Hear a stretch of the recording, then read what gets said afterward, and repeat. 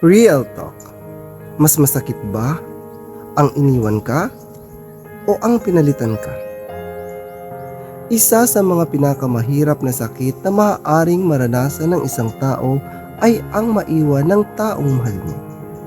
Pero para sa iba, mas masakit ang isang bagay na hindi lang sila iniwan.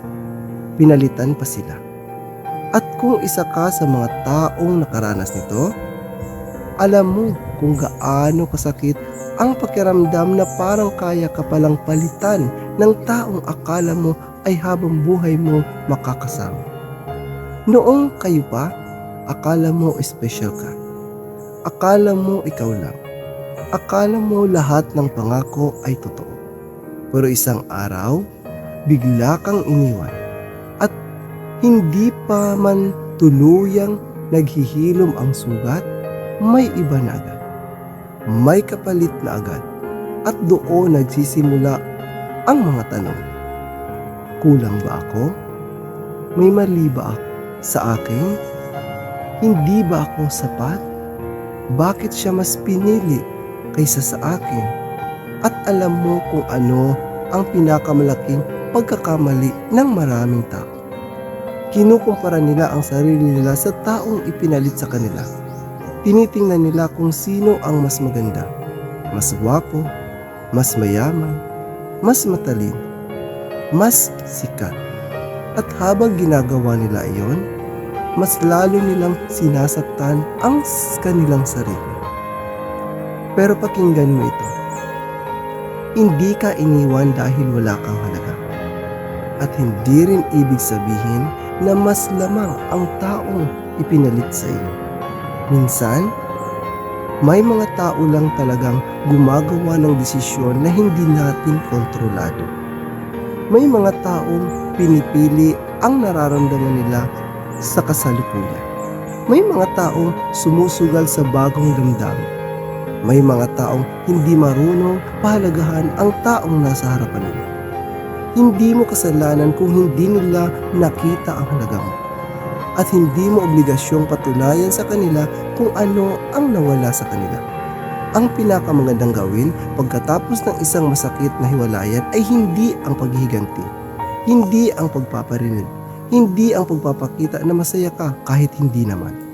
Ang pinakamagandang gawin ay pagbutihin ang sarili mo, ayusin ang buhay mo, palakasin ang isip mo, palakasin ang puso mo, at hayaang ang panahon ang gumawa ng trabaho nito. Dahil darating ang araw, nagigising ka at mapapansin mo hindi mo na siya naiisip. Hindi mo na hinihintay ang mensahe niya. Hindi mo na tinitingnan ang profile niya. Hindi mo na hinahanap ang presensya niya. At doon mo malalaman na nakalaya ka na. Hindi dahil bumalik siya, kundi dahil natutunan mong mabuhay kahit wala siya. At alam mo kung ano ang ang pinakamagandang bahagi. Kapag dumating ang araw na iyon, hindi mo na kailangang patunayan ang halaga mo sa kahit sino. Dahil alam mo na mismo kung gaano ka kahalaga. Tandaan mo, ang taong iniwan ka ay may karapatang umalis. Pero wala siyang karapatang kunin ang iyong kumpiyansya sa sarili. Wala siyang karapatang sirain ang iyong pangarap. At lalong wala siyang karapatang diktahan ang magiging kinabukasan mo. Kaya kung nasaktan ka ngayon, normal lang yan. Umiyak ka kung kailangan. Magpahinga ka kung kailangan. Pero huwag kang manatili sa sakit. Bumangon ka. Dahan-dahan. Isang araw sa bawat pagkakataon. Dahil may buhay pagkatapos ng hiwalayan. May saya pagkatapos ng luha. At may bagong simula pagkatapos ng pagtatapos. Ito ang real talk. Kadaba ko kamo na may tawanan, kwentuhan at aral sa buhay.